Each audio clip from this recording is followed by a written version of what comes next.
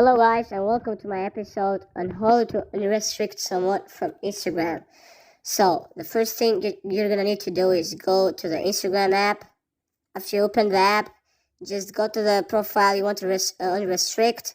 As you can see, I'm restricting Ronaldo. Press the three lines and you can just press unrestrict, or you can see at my screen it says you have restricted this account, unrestrict. But I prefer to three lines unrestrict.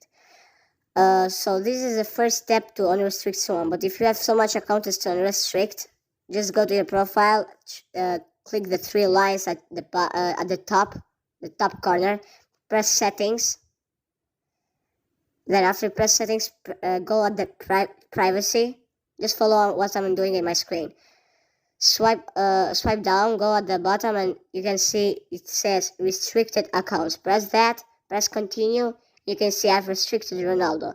Just press unrestrict from all the accounts you want, then you're gonna be ready to go. Just follow all I do in the screen and you're gonna be free to go. Thanks for watching.